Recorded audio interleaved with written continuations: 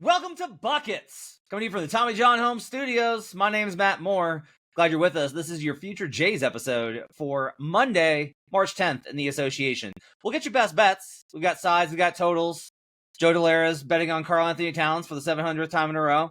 We're going to talk about a number of big picture topics tonight, including the Cleveland Cavaliers. We'll talk about the Knicks and Lakers injuries. We'll also get to, right up front, the MVP and the battle between OKC and Denver on Sunday. We'll talk about that game, all and more. And everything we talk about can be found in the award-winning Action Network app, the best way for you to track your picks. So make sure to go download it right now. Check out our YouTube page at youtube.com/The Action Network. If you haven't, just take a second and open your phone and go to the Action Network YouTube page and hit the subscribe button.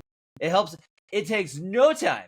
It does nothing bad for you, and it helps us out so much. So go hit the like and subscribe button over there. I'm joined by the Future Jays. I got Jim Turvey and Joe Dellera. Jim Turvey's at Roto Grinders. You can catch him with his projections and analysis throughout the week. Joe Dellera is with us. He's with the Action Network. You can catch his analysis in the Action Network app, as well as on the Cash That podcast, which you can find wherever you get podcasts, and their brand new YouTube channel. So make sure to check that out as well. Fellas, we will start right here. On Sunday, the Oklahoma City Thunder bested the Denver Nuggets, whooped up on them by a final score of 127-103, but this was a 5-point game at one point in the fourth quarter. No Aaron Gordon, as he goes out after a great start in the first half due to his calf tightening up. It's been a problem for AG. The sense I've gotten is that, like, if it was a playoff game, he might have tried to play through it, but it's simply they can't risk it. So they went ahead and they shut him down. He was listed as questionable throughout the rest of that game for that reason. Was like, they were like, it's not that serious. It's just like it tightened up and we can't risk it with him. Nikola Jokic suffered an elbow injury in the, I believe, the second quarter or first quarter on a fall versus Isaiah Hartenstein, and then shot one attempt in the second quarter, but then I would just be really honest. I think he was probably fine by like the fourth quarter. I think he was okay. He took a lot of 3-pointers, and then in the third, and missed a lot of them. So first off the top, it's a heads up victory. Shai Gilgeous-Alexander, 40 points, 8 rebounds, 5 assists. Not bad. Jim Turvey, we have about 20 games left, a little less than that, maybe 18. Is the MVP done? I think so. It's like hard not to overweigh these like direct one-on-one matchups in the moment. They do get to play again literally on Monday. They have a direct back-to-back. I think we're all kind of in agreement that this was kind of the, it was literally the marquee game, on ABC. I think it was kind of the game that the two teams were treating as the marquee of the two. We think maybe there'll be like some folks at tomorrow, back-to-backs this time of year. You're not going to see every fresh name. This was as fresh as it's going to get to start off. And Shai looked better than Jokic. Now, part of that was, like you said, Jokic went down in the second quarter with the elbow. And again, an MVP should not be decided on a single game. But with Shai having the lead already, another win, a direct head-to-head stat line where he went for 40 again. It's a nice, clean, round number starting with a 4. I think it would take a lot. I honestly think it would take like a tweaked ankle and they shut Shai down for a couple weeks for it to be Jokic at this point. Yeah, I mean, I don't know. I think it's bad to overweigh like a single game, but I do understand the way that people are voting, and I think that when you look at the way the straw poll has come out that Bontemps does, they want like there's a clear like media coalescence behind Shai. So like from a betting perspective, I don't think that it makes a ton of sense to try to go buy in on Jokic, despite having like the 30-20-20 game, arguably having, I think, a better season statistically. And I think a lot of the conversation goes into, it's like some of the things that we've been talking about, right? Over the past couple of seasons that we've been doing buckets where like, what was it, 2 years ago? That maybe that should have been the year that Joel won, and then, or whatever it was, and then they give it to Jokic instead, and then like there's the back and forth.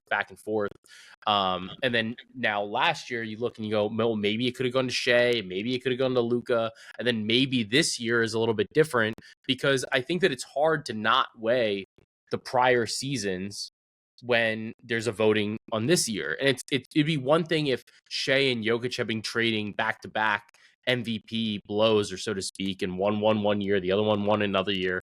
But that's not what's going on. So the question as much as I don't think it's really fair, is do we want to give Jokic another one, or do we want to give Shai his first one on an excellent season? And I think that matters, because when we bet on awards, it's so different than like literally anything else, because it has nothing to do with who should win or who is better or anything. The only thing that matters is who is going to get voted for. And we've had this conversation with other awards like DPOY, Most Improved, et cetera, et cetera. For MVP, I think the player that's going to get voted for is Shai. So I think this race is probably Cook. Okay, let's go things. One, I would say 2022 should have gone to Giannis. 2023 should have gone to Jokic. 2024 should have gone to Shai. And 2025 should go to Jokic. Yeah. Jokic is having the best individual offensive season in history. I do not say that lightly. Like, I don't take those words and just like throw them out there. It takes a lot for me because I watched Steph Curry in 2016, and to me that's the greatest offensive season in history. Like, go look at the number of threes Steph hit that season. It was unbelievable. They won 73 games, right? Like, that's the greatest offensive season in history. But Steph did not rebound and assist like this. He did not contribute in whole like this. It just simply wasn't comparable. And so, like, that's crazy to me. Second, if you ask me, if someone was like, how do you weigh head-to-heads when you're thinking about MVP? With as much as you think about MVP and the stupid amount of time that you spend thinking about the stupid award, how much do you think about head-to-head matchups? And I would scream at the top of my lungs, 0! 0! It is the dumbest thing in the world. It drives me insane. The MVP is decided across your resume across 82 games. That's what it's for. And it's it shouldn't be 0. It should be 8%. Yeah, right. 8%. That's a very good point, Jim. It's simply Shai and Jokic don't guard each other. They're not the same position. Like, yes, Jokic guards Shai in pick and rolls, but like, it's not the same. They don't have the same roles on their team. They don't do the same things.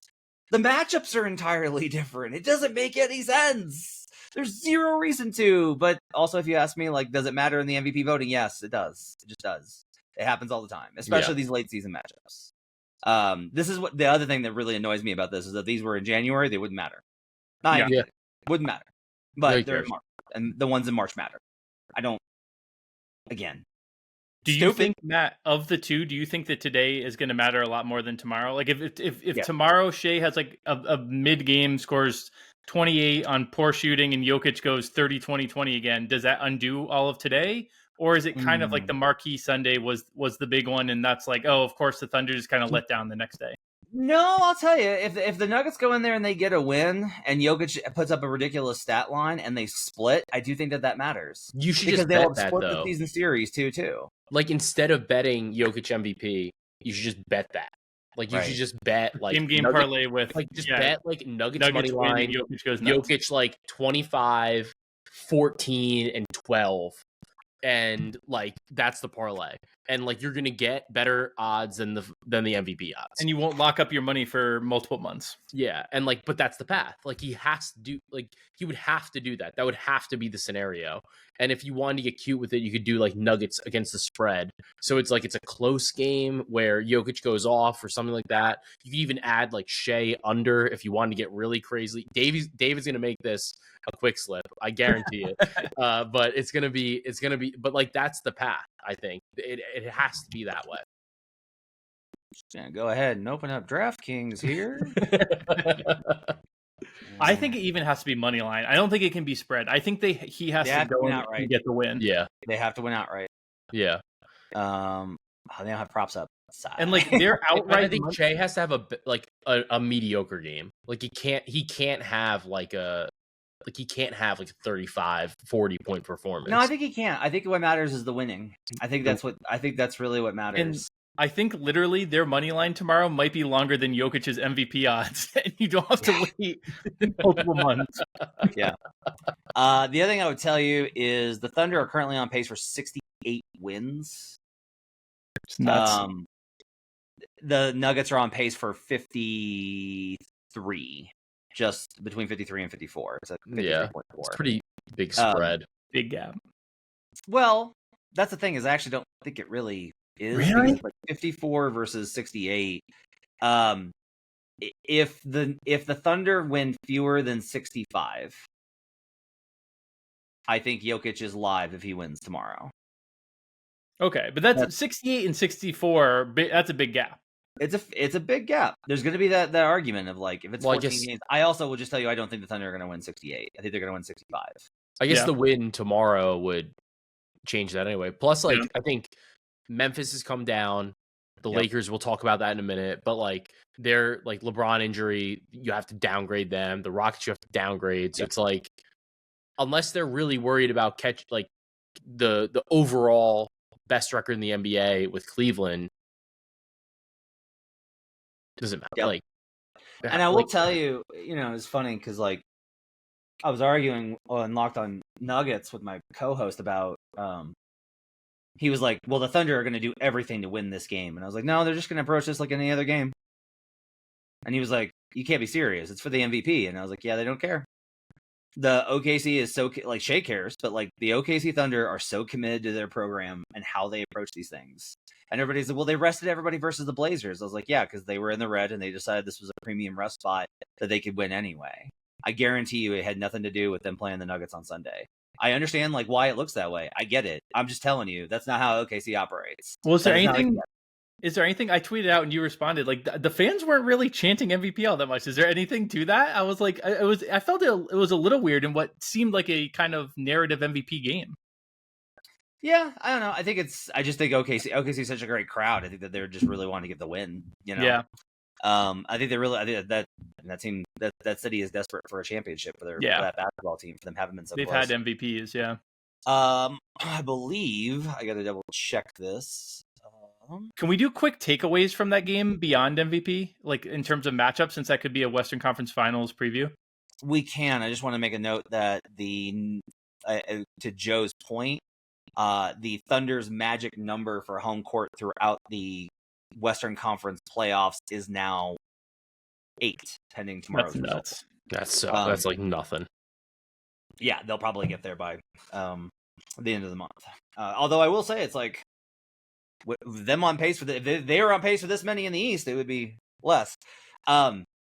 Most years, not with the Boston Celtics, actually. So yeah, Jim, give me your thoughts on what you saw in the matchup today. I actually kind of came away thinking it was not a bad result for Denver. You mentioned how when Aaron Gordon was in, he was a +4 on the day, and that kind of was the story in the first half. The Denver starters, I thought, were actually a little bit better than the Thunder starters. It was really the OKC bench that kind of, that really pushed them. They gave them a big enough lead to kind of be close around halftime. But I thought that Denver looked really good and really hung with OKC. And, my worry again with OKC is it never is. I'm not worried about the size all that much, although I do think it was interesting, Joe, we were talking about how they were going right at Chet. I do think that's a little bit of a thing, but even more so to me and like the experience, I'm not too stressed about that. It's the like fake good shooters, and they were shooting 28.6% from 3 until they had like 3 victory cigar threes at the end, basically. But again, I do worry that they're great at getting them up in volume, and their offense in general is great, and Shai is genuinely amazing. But I am a little bit worried about those shooters in the postseason going cold like that Maverick series. I think it is a thing.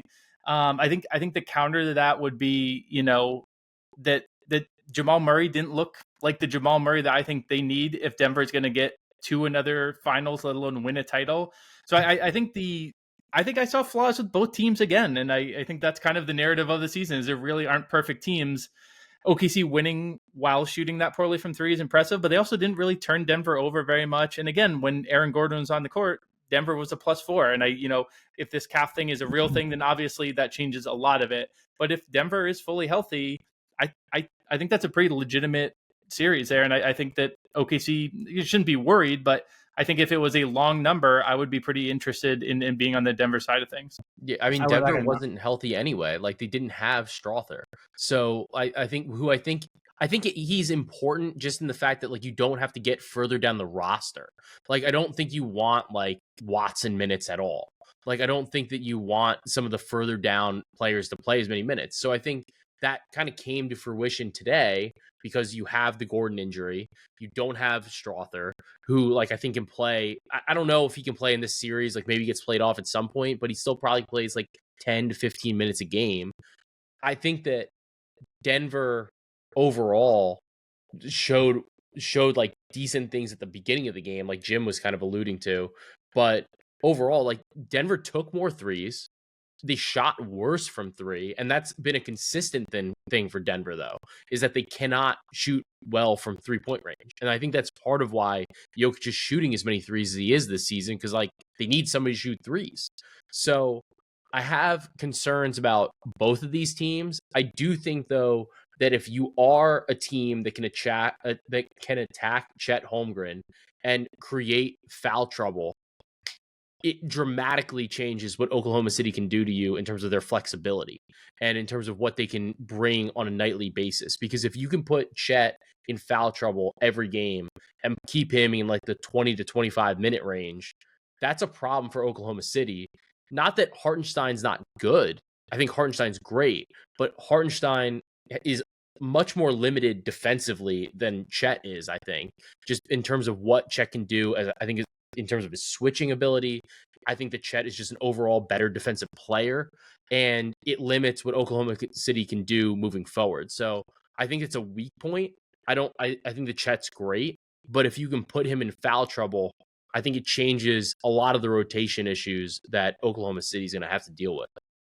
Chet plus 32 today. Yeah, that's what I mean. Like, I will take a few. You want more minutes. I will quibble with a few things. Denver's actually third in 3-point percentage.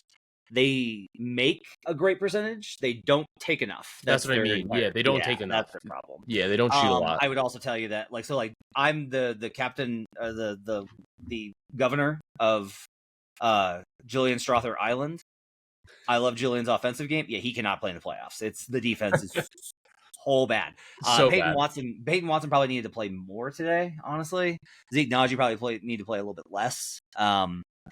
It'll be tough. One thing I will say, though, is watching today, I got the sense of my gut feeling is that this will be a series in which it starts off with a dominant OKC win in game 1.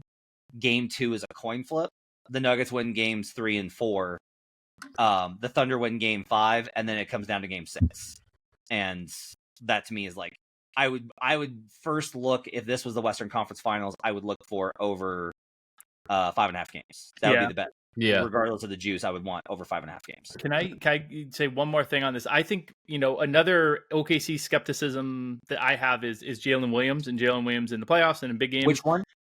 Yes, J-Dub. The other Jalen hit some big threes today, actually. But the lead J-Dub, who should be their, second or if at worst third best player, was again pretty quiet in the first half, and that is the half that Aaron Gordon was there. Now, I wasn't locked in enough to be figuring out, is that who they had guarding him? Because he played much better in the second half.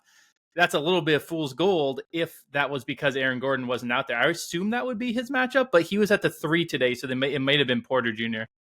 That I don't have. I haven't gotten to that part of the analysis yet, so that I can't speak. I think it likely is an impact, even if he wasn't the direct, positional guard of him. Yeah. And I do think that makes the second half a little bit more, fool's goldy in terms of, I still want to see big moments and big games from J-Dub before I'll like fully give him the passing grade. Yeah, I think that I would say, I think the problem is that, like, obviously Oklahoma City was pretty healthy today.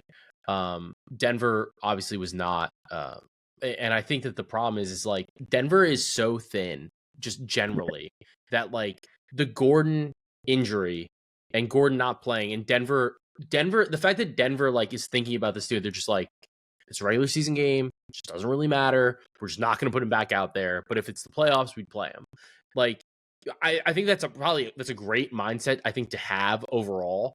But I think it also shows just how thin this Denver team is. Like, they cannot afford protracted injuries for any of their players. Yes. And it's like, we got to shut them down. We can't worry about it. It is what it is. Like, it's too risky. And that's one of the problems with Denver. In a series in and of itself, it's like, all right, well, we're going to get to bet it before we're going to know all the variables. Right now, we don't. Right. And if Gordon's hurt, like if this is a worse injury than we thought or whatever the Yeah. circumstances are, it dramatically affects what Denver can do moving forward. I agree. All right. Speaking of, because I actually want to flip this up a little bit. I want to transition to the rest of the Western Conference picture here, because Los Angeles Lakers are going to lose LeBron James for a period of time due to his groin injury. The Memphis Grizzlies are without Jaren Jackson for the foreseeable future, as he's week to week. Oh man, Thompson's out tomorrow for the Houston Rockets. It is Lakers are at 22 losses, Grizzlies at 24, Rockets at 25, Denver's at 23, and then you got the Warriors at 28. They still have Luka, but Luka is like bandaged up like 7 different ways when you look at him either on the bench or in the locker room, and it's not surprising. And he gets pretty banged up with his physical kind of style. They're without Rui Hachimura right now, which I think has actually been a quietly big problem. Then missing Jackson Hayes. Like, I was ready to bet the Lakers going into that game versus the Boston Celtics on Saturday night. And as soon as Jackson Hayes got ruled out, I was like, oh, no, don't want that. And you see kind of the result. I felt like in that game, it was pretty evident. I don't like to necessarily put Jackson Hayes on that kind of a level, but he legitimately has been pretty important for them. Luka's questionable tomorrow, by the way, with back soreness. Dorian Finney-Smith is out tomorrow. Rui Hachimura is out tomorrow with left patellar tendinopathy. Jackson Hayes is questionable with a right knee contusion. LeBron's out. Joe, what do you kind of make of the Lakers? And they were the hottest team in the league, but they've got so many injuries now. Yeah, I mean, you definitely have to raise like a flag here, but I do think that the fact that they were able to get out to such a big lead, you can see that the formula is working, right? And I think that LeBron and Luka, as much skepticism as people had, and they're just like, well, how do you play these two together? And then they look great, they look fine. I don't think that's the offense wasn't elite. The offense isn't great, but I do think that you have two smart players that you can scheme an offense around. The defense, I think, is a little fool's goldy, to steal a Jim's term, because they are allowing just a ton of threes, which is problematic for a variety of different reasons. But I do think that they've given themselves and they've afforded themselves some space in the Western Conference because of the hot start that they've kind of gotten off to, or really the run that they've had since about the start of February. And because of that, you can take LeBron's injury a little bit more seriously. You can give him more time off. I think that you can give Luka some days off, and you can kind of trust Austin Reeves to probably run the offense and facilitate things, maybe get you a win here and there against some of the worst, some of the bad or player developing teams in the NBA, right?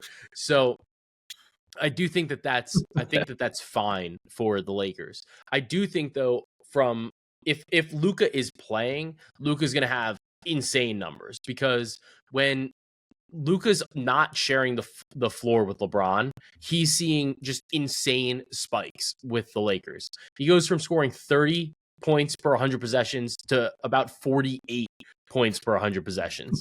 And from his assists, he goes from about 9.5 to almost 15. So for me, if Luka's playing, I don't care how banged up he is. If I can get like a points plus assist line, it's probably going to be like 39.5. I'm going to want that in this game against the Brooklyn Nets. Brooklyn is not a particularly strong team overall. Save it for the best bets, fool. So, but either way, that's what I'm going to like. So I think that the Lakers have some wiggle room, and I think that's the important thing here, given the strong start that they've had since the beginning of February or so. If you're the Lakers, would you rather be in the 2-3 bracket or the 1-4? 2-3, I think. Try to avoid Thunder, right? Yeah, I think as good as Denver is, like, I think you don't. I understand that they got that win the other Saturday night when they threw the kitchen sink at Denver, but like, Denver did beat them like 16 times in a row. But it's so different without AD, I feel like. And with Luka. And your first matchup's better. Like, it doesn't, like, your first round matchup is better. Like, you're not going to play.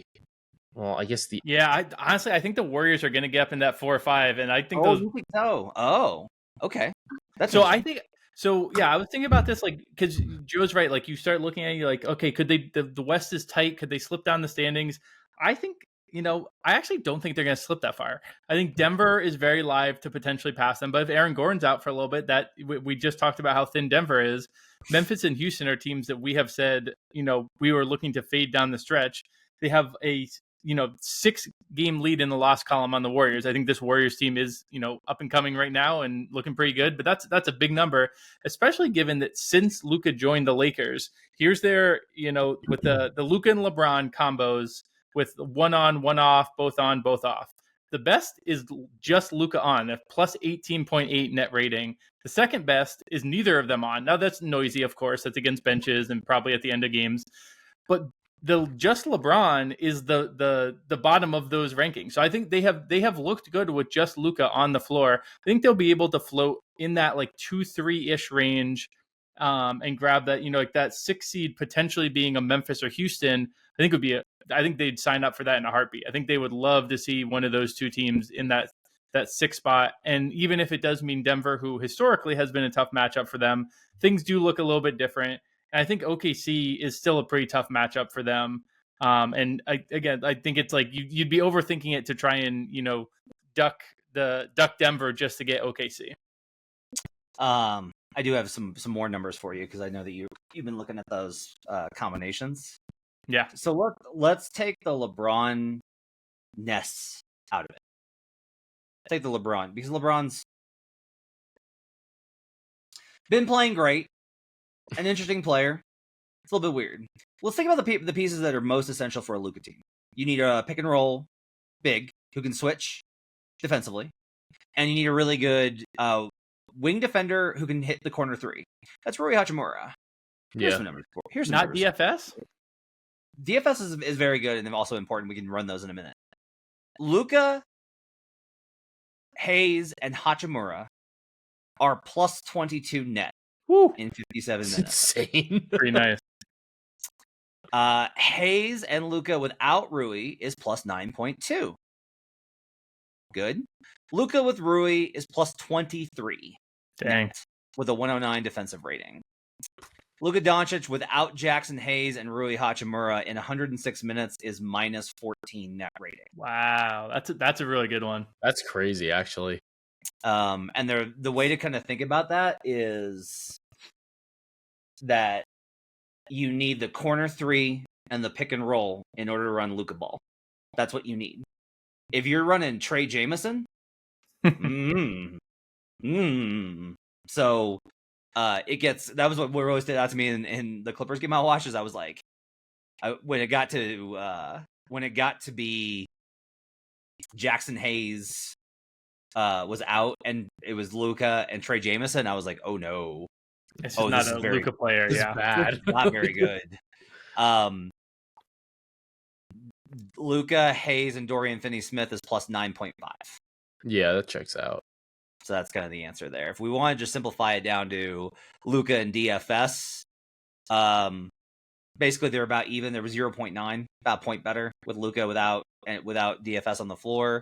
They're actually better with Dorian Finney-Smith without Luka. They're plus 11.5, and they're plus 9.3 with Luka and Rui or in DFS. So like, there's kind of these combinations, but it's just something to kind of keep in mind that like you have to have certain components to make the Luka stuff work. If Hayes is back tomorrow night and Rui's back tomorrow night, I might actually want to get in on the Lakers, but we'll talk about that game in a second. The matchups I think are really interesting. That 4-5, I think that's what everybody kind of wants, is for it to wind up being Lakers in 4 and Warriors in 5. That would be. I mean, the NBA would go crazy. nuts. Yeah, yes, that's what the NBA would very much like. Yeah, for another first round series and another matchup between Steph and LeBron, because we haven't seen that enough times. I will say this. I think the Wolves are going to get 6. I think one of Warriors, Rockets, Grizzlies slip all the way to the play-in. well, that's what we want for the Rockets. So yeah, that to me is with our bet on the Rockets to miss the playoffs. So I do think that one of those is going to happen. Meanwhile, we are a little late on time. Joe, I just want to ask you, Jalen Brunson out for the foreseeable future for your New York Knicks. Knicks at 40-23. They get a 4-game lead on the Bucks, who took the loss tonight to the Cleveland Cavaliers. Bucks are 7-3 in their last 10. I'm not entirely I'm not jumping over the moon or ooh, I really like the Bucks right now. They continue to be a very hot and cold team to me. Do you think the Knicks can survive? Because one of my concerns is that if Brunson goes down, Tibbs will just respond by leaning somehow even harder on the rest of your poor other 4 starters. Yeah, I have a little bit of concerns. I think obviously losing Brunson is a significant piece. Probably clutch was going to win clutch player of the year, but maybe not anymore. I don't want to talk about it ever again. No, I do think that it's obviously a significant injury. I think the one good thing is obviously that he's hurt now. He's not hurt during the playoffs. So he can't get hurt. Can't get hurt going into the playoffs if he's hurt now. So do those mental gymnastics. But it is an interesting situation. I don't think that they would drop past 5. Because the Bucks and the Pacers are essentially tied for 4th. I don't think they drop past 5. I think they have a 6-game lead in the loss column on the Pistons, so I don't think they drop that far. Yeah, 19 games remaining. Their magic number for the 5 seed is 14. Yeah, you just really there's not a lot of path. Even Tibbs if they isn't going to take his foot off the gas. The gas the pedal's still going to be down on the floor. They'll still be trying really hard in the regular season. Yeah, they're not sliding past the 5. You are correct. The one good thing I think is that the offense, sometimes at the end of the games, it looks so bad because they just have nothing besides Brunson ball. And with Brunson being out, maybe it forces them to literally just do anything else. You have to figure out something else that works. You have to figure out another lineup combination. You have to figure out another way to score points. And honestly, the guy you have to look at besides Cat's been awesome. I think OG Anunoby's been great. Mikal Bridges has to do something. He just has to be better. The numbers haven't been great. I think a lot of it has to do in part with the way he's being used. So maybe something else gets unlocked during this time where Brunson's out. I think you have to really look at it and say, this is a time where if Brunson's out, if it forces New York to figure out some other way to score offense, and score the basketball, then it's a good thing. But overall, obviously you don't want to see Brunson with any type of protracted injury. They would be totally cooked. Jim, do you have any thoughts on kind of the Knicks and where they're sitting? Yeah, I think that's a very good point. We joke about not ever talking about the clutch player of the year award. I mean, Mikal Bridges was in that conversation a couple years ago in that Nets season. Yeah. He was a good clutch player down the stretch, and that was a kind of a voodoo mirage. But if that can come back somehow, I mean, he is the Knicks player that gets the second biggest usage jump with Brunson off. I think that it is very fair to kind of silver linings this and say what Joe said is if he's hurt now, he's not going to be hurt, going into the postseason. Now he can be, but at least theoretically, if he was building up to something, maybe he gets a little bit of rest, feels a little bit better. And then, but the only thing I'm not fully buying is that the slip to 4 could be better, and that getting the Cavs would be better than the Celtics. But I want to hear both of your guys' thoughts on whether you genuinely think that that's a better matchup, and also just maybe matchup aside. Again, I'm the high guy on Cleveland here. If I'm the Knicks, I would personally rather play Boston. But are you guys on that side of it, or would you rather play Cleveland? I don't know, man. You don't want to play either of them, I feel. I think that you'd almost have to rather play Cleveland just based on the fact that I think that you can attack the small guard lineup better because you also have the small guard problem. They both have a small guard problem. So I think that it just becomes, maybe we can try to do something here. I think the Cat is a little bit more of a mismatch problem against a double big Cleveland than a Porzingis Boston and a Horford Boston. So maybe that's an issue. I think you're right. I don't think you want to overthink it and say well, we'd rather play this team. We'd rather play this team. I think you just kind of have to play it out and see whoever you get, you just deal with. But I feel it's about even matchup. I don't think one is all that much better than the other. Yeah, I think Boston just math problems you, but so does Cleveland. Cleveland take and make a higher percentage of their threes than Boston does. So that's a problem for New York. I think there is. I'll just be perfectly honest. I think they're toast versus either one. I don't think they're in the weight class. Yeah. I just don't think that they're good enough. But I do think that there's a possibility of them being able to engineer a game plan to defeat Boston easier than I think to defeat Cleveland, because for me, it's about, can you build the right defense, not the right offense. I don't really care about attacking the Garland lineup because it's like, hey, you scored. Yeah, Cleveland's just much better than you offensively. It doesn't matter because your defense is garbage. And with the Knicks, it's much more of a because they're base defense, and there's not like a really, I can't find, at least, and I'm not the smartest basketball guy in the room, but I can't envision like a oh, they could do this versus with the Knicks. I'm like, or with the Celtics, I am kind of like, well, look, if you commit wholeheartedly to doing what they haven't done and defend the 3-point line, if you pull out a defense that is not conventional and you actually get outside of your comfort zone, you have the personnel with Mikal Bridges, Josh Hart, and OG Anunoby to disrupt them. And even with Jalen Brunson, like, we're going to put Jalen Brunson in pick and roll. Go for it! Jason Tatum's going to match up on Jalen Brunson. Fine! Great! As long as Derek White's not hitting fucking threes, you're fine! Yeah. And I as think long as you guard, don't call him that nickname, Peyton Pritchard. As long as you guard Peyton Pritchard, you're fine. Yeah. Make them beat you. You have Karl-Anthony Towns and Jalen Brunson. Go to war. It's fine. Yeah. And I mean, the other thing is too, I mean, like, you don't want to drop into the 4-5. Like, I would way rather play the Detroit Pistons than the Indiana Pacers or the Milwaukee Bucks, because Indiana does not look like a 5 seed right now, and I will tell you that right now. They do not look like a 5 seed. So like I don't want any part of that part of the bracket. Like, I don't want to see the Bucks. I don't want to see the Pacers. Like, that part. The 4-5 is brutal, because if you get Detroit, you're getting a team that's not playoff tested. They've never done this before. Like, that's what you want. Like, just go take them to court, win in 5 games, call it a day. Cat is a dramatic mismatch against Jalen Duren. Like, just take him to church, call it a day. And that's what I would want for the Knicks, is like, you stay in the 3, beat the Pistons, call it a day. But like, I'm so excited to clip that for you, Joe, when the Pistons win in 7 in New York, because Cat rolled an ankle because he's played 75 minutes in the last one night. It's inevitable. It's inevitable. Cade Cunningham, this is your garden moment. Yep. Most improved player. I will mention, by the way, I have exactas now on the Celtics and Cavaliers to beat the Lakers. Those are bets that I have added recently. Before we do best bets, I want to throw this out there real quick. I have bet, and I'm going to track it in the Action Network app. I've bet the Phoenix Suns to make the playoffs at 10-1. I understand what it looks like. I get it. I am telling you that the win versus the Clippers was a moment for me.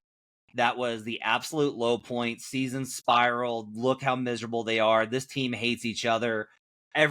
Simmons has done 17 different things about how bad the Suns bench is, and he's right. They were up against it. Every reason to roll over and die.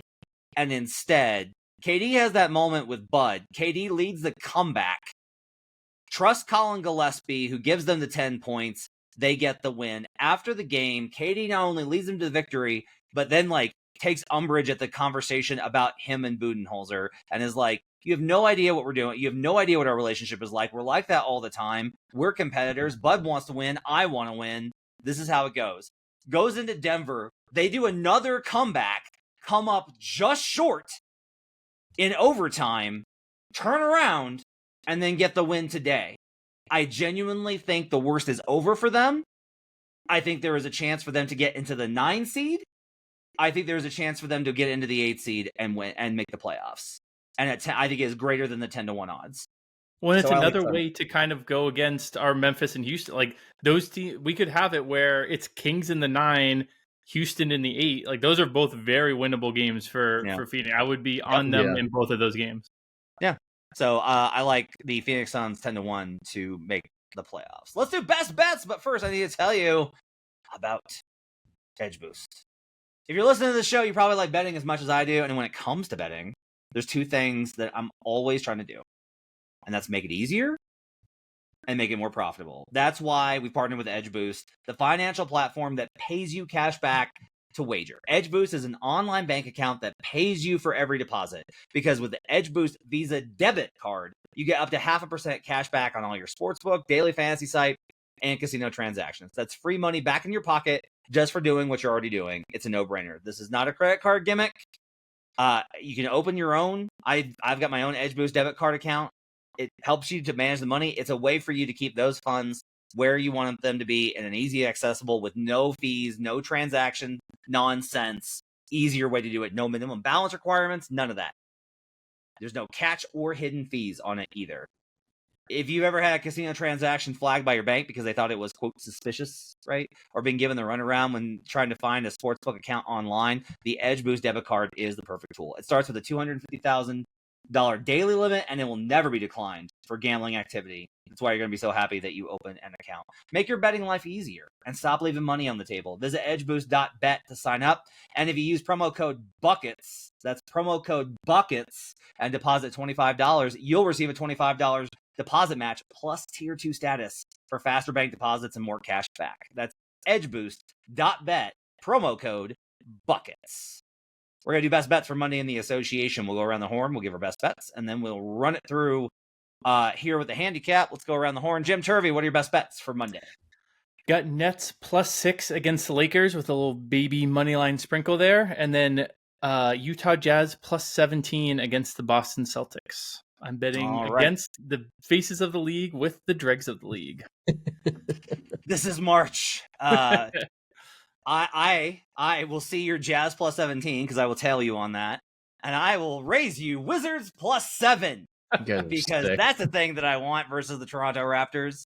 I also want, I'm going to back up the playoff bet. I'm taking the Phoenix Suns as well tomorrow. I want the Phoenix Suns -5 versus, or +5, I'm sorry, versus the Memphis Grizzlies. Joe Dellera, have you figured out through the course of this episode what you want to bet on? Yeah, so we had a couple things pop. I'm going to take Luka Doncic over 38.5 points plus assists. That's on DraftKings right now at -120.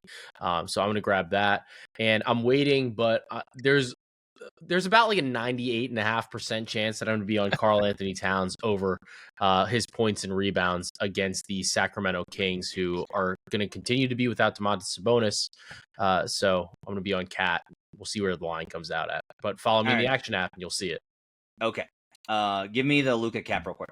So I kind of alluded to it a little bit earlier, but without LeBron James, Luka sees almost a 50% jump in his assists per 100 possessions, and he also sees about a 50% jump in his scoring per 100 possessions. So for me, this 38.5, he's just going to get as much volume as he can possibly handle here. And I think the Lakers need him to do so. This is against a Brooklyn Nets team who has struggled defensively. And I think this is going to be a great opportunity for him to really show out. I think that there's been some, I don't know if trepidation is the right word, but I think that there's been some issues in terms of the gelling with Luka and LeBron. Not so much in the on-court. I think that they are fine on court. I think the product has looked okay. But I think that when LeBron is not on the court with Luka, Luka just feels free to play Luka ball. And he can do whatever he wants, and he's comfortable doing whatever he wants. He doesn't care if he takes 20 seconds to put up a fadeaway, step back three-pointer. It's okay because LeBron's not on the court to kind of yell at him. And I think that that's a little bit of what Luka needs sometimes. And I think that this might be a little bit of the transition point where for the rest of the season, the team decides to start playing a little bit more around what Luka can do and using LeBron in a complementary role. And I think that might actually be good for them long-term, especially in the playoffs. So I'm going to grab over 38.5 points plus assists. Yeah, the Lakers fans are about to learn what I will say Mavericks fans never really noticed it because they're so gaga over Luka. But they're about to notice what I always notice, which is like, God, this guy's shot selection sometimes is wild. Yeah.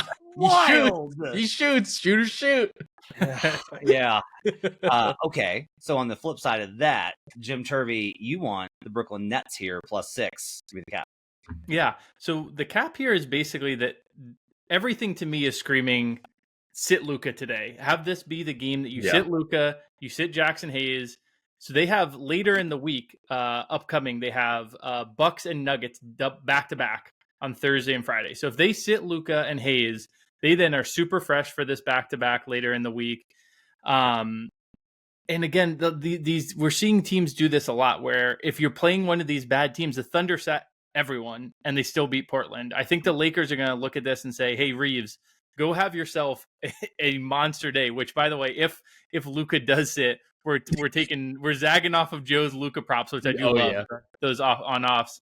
We're going to Reeves and we're hitting all the top rungs of the ladder there, and just say, Reeves, get us a W against Brooklyn. The thing is Brooklyn team's actually kind of good. Really pesky. They played a slow, kind of this like grinded out pace. They will be without Cam Thomas tomorrow, but I don't know if that really hurt. That's like, in terms of a spread, I don't mind that. Though. Yeah, and Cameron Johnson is back and should be playing tomorrow, so I like that as well. Just sprinkle it, just screaming to me, sit everyone Lakers and get right for the tough teams later in the week. Okay, so you want to get ahead of the line move.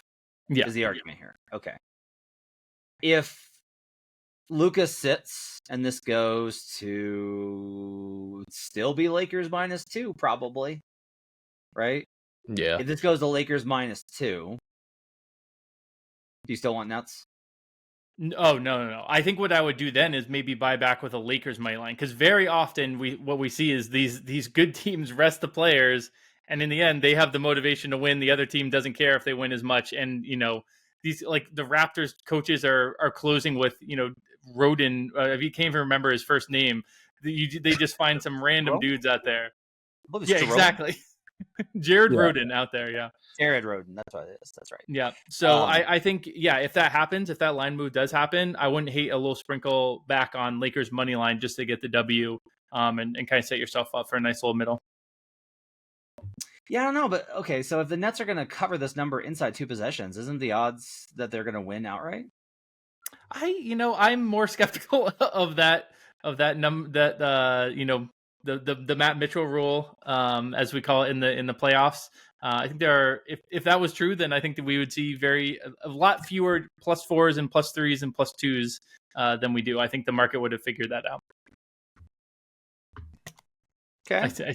I see you going to work. Yep. All right. Well, 63% of the time, teams that cover as a dog win outright this season. Well, but again, we get into that's always the thing I get with this. Like, that's just a number in a vacuum. I need to know what it is versus like what it should. You know what I mean? Like, to me, that doesn't tell me anything. Okay. Instead of how so what's the number that you do want? I want to know. Yeah, actually, I've thought about this, and I haven't thought of the exact way to ask the question, so I haven't asked it before because I am always skeptical of it. You need like a baseline number of. You need to see the whole parabola, and you have to see if it does, or the bell curve, not the parabola. You need to see the whole bell curve, and if it's actually more lacking at certain points than at others.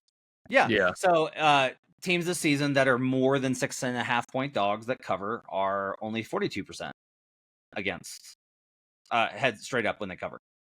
But the money line is probably that makes sense. You're cherry picking the data set to say under 6. Well, I'm not. I'm just sharing the data.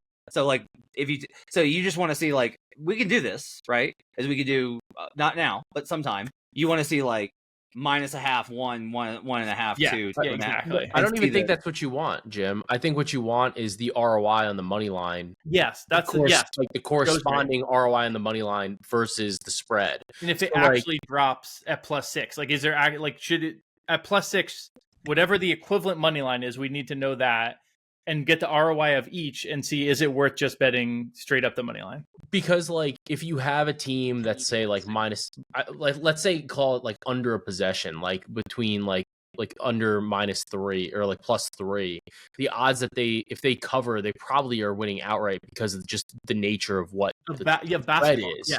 Yeah. Like, so, but at the same time, it's like the money line value and like the ROI probably doesn't necessarily correlate to them covering like every time or like whatever. Yeah, I would love to see that. Yeah, that's what it is. There's the correlation between spread and money line as it kind of goes together. So you need to know, like, and I wonder if the books bake in the money line, like a minus 200 in some situations is not equal to a -4. In other situations, it's a -6 because of motivations to win at the end of the game, like we were just talking about. Well, that's like what I was doing to bring this into a real sicko conversation. This is what I was doing in preseason, and like during preseason. So during preseason, I was betting on teams that were over. Like it was like plus 6.5, like 6.5 or greater. So it was more than 2 possessions and plus 200 on the money line. And I was betting both. And the windup was that it tracked almost the same, but the 6.5 on the spread was much more consistent in terms of like a linear, like a line up in terms of the money that you're winning. Whereas the money line was like much more like this. If you're on YouTube, you're going to see the wave motion that I'm doing, but it was a little bit more up and down. It was a lot more variable, and you had crazier spikes because it was including teams that were like plus 15, plus 16, like those big wins. And I think a lot of times those are the ones that when you translate it over to the money line, where you go, these underdogs are winning, and if you bet them on the money line, you're also winning money. It's because you're hitting these like crazy bombs every so often that just win outright, and it's skewing the data set a little bit because that same win is more valuable. Like they're covering, but then the money line win is like dramatically more valuable because it's like 20-1. I bet Fiddle knows the breakdown of this. He does. We'll talk about this another time. But I think this is a really interesting conversation. Yeah, I just wanted to bring up the preseason. So, all right, let's shift on over to Jim and let's talk about Utah plus 17. Yeah, this is another trying to get hit of injury spot. Utah has been doing this thing, and they're on a back-to-back tonight, so we don't have the injury report for them. But they've been playing their good players against the good teams and sitting them against the bad teams to just ensure maximum losses while also not letting their player. It's like when I need to move my car around the block just to make sure the car isn't just sitting there for 4 months, untouched, and some animal crawls in and dies. You gotta get the car going, get a couple laps around the neighborhood every now and then. So they'll break out Lauri Markkanen if it's a team like the Celtics. So I think we actually could see a decent number of the good Jazz players playing. And on the flip side of this, it makes perfect sense. Jason Tatum's questionable tomorrow. They also have big games later on in the week. They have the Thunder on Wednesday. Makes perfect sense to rest him up, get him super fresh for the Thunder on Wednesday. If we get good Jazz players in, if we get Jason Tatum out, this Jazz team actually, when they are like fully healthy, really are a decent team. And with no Tatum, I would be all over the Jazz plus 17. So this is just, again, trying to get ahead of an injury news number line, because the injury news right now is, if you can kind of crack the code and figure out the puzzle, is definitely going to be this time of year a huge advantage to you. Teams that are 17-point dogs and cover are 4-3 outright. Not kidding. Yeah, I want to bet this. I'm going to probably play it for a quarter of a unit. And the reason is my bigger edge is on the Celtics and their poor performance at home. This is also, you just beat the Lakers on Saturday night on ABC. And now you got the Jazz. And the Thunder coming on Wednesday. Yeah. It's the ultimate sandwich spot, letdown spot. If it was college football, G-money spot. He'd be screaming his head off about it. So yeah, I think that there's absolutely a chance there for I'm sorry, that was 12. Teams are actually, when they're 17 or 17.5 point dogs, they are 0-3 this season straight up. So 12 to 17 is the moneymaker. Then that's what you're telling me. No. So just take the spread here, but it's a ton of points for a Celtics team that hasn't been good at home. So I'll play it for a quarter of a unit, but I'm going to be pretty cautious with it. Yeah. I do like the Utah angle here, though. I love that. I love what Jim's figured out about how they play guys versus the good teams, because they know they'll lose anyway, and then rest them versus, like, that's a very savvy tank maneuver. I'm taking the Washington Wizards.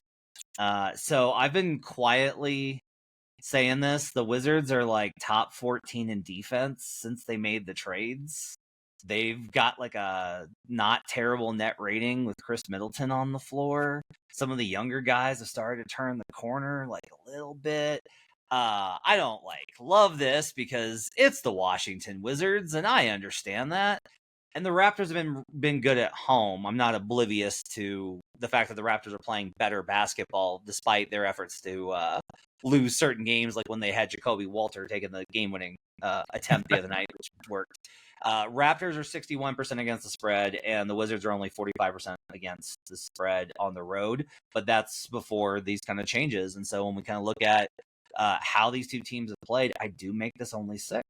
And so I've got a point of value. I just think it's a little bit too many points for the Toronto Raptors, who I think are good. I think the Toronto Raptors are not good. They are decent. They're better than they were, but this is too many points. So I'm going to go ahead and I'm going to take it with the Washington Wizards because I think there's been good value on betting. Washington is actually, since the All-Star break, they are 4-4, I think, against the spread versus teams that are under 500. So that's nothing to write home about. But it's also like, hey, they're not getting the absolute shit kicked out of them every single night anymore because they've already got they're going to have a top four spot in the lottery. There's not a lot of value in fully. They've done the work to get themselves in tank position. And then I'm taking Phoenix +5 versus the Memphis Grizzlies. Without Jaren Jackson, the Grizzlies are just sliding. They are just absolutely sliding off of the map.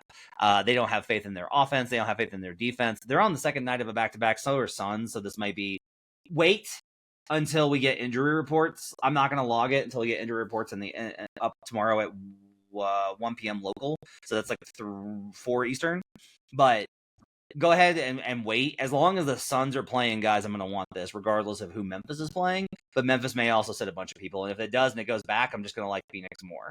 But I will take Phoenix tomorrow regardless. This could be a Gigi Jackson legacy game for the Memphis Grizzlies. There you go. Jim Turvey likes Brooklyn +6 and the Utah Jazz +17. I like the Washington Wizards +7. God help me. The Utah Jazz +17 and the Suns +5. Joe Dellera likes Luka, Doncic points and assists over, and Karl-Anthony Towns. Which one of them do you want? Probably PR. Cool. PR over tomorrow.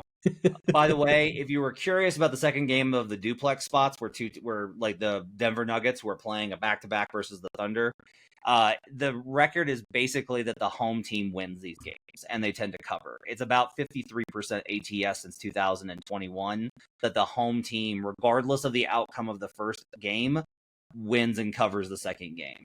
So that's kind of, there's no big differential between being a dog and a favorite, or well, there is. The dogs are worse, but as long as you're a favorite in both games as a home favorite, you tend to win the second one and cover, regardless of the outcome of the first. So it would have to be Thunder or nothing tomorrow for me. I will stay away from that one entirely after betting the Thunder for the game guide on the Action Network app. My thanks to David Payne, our producer.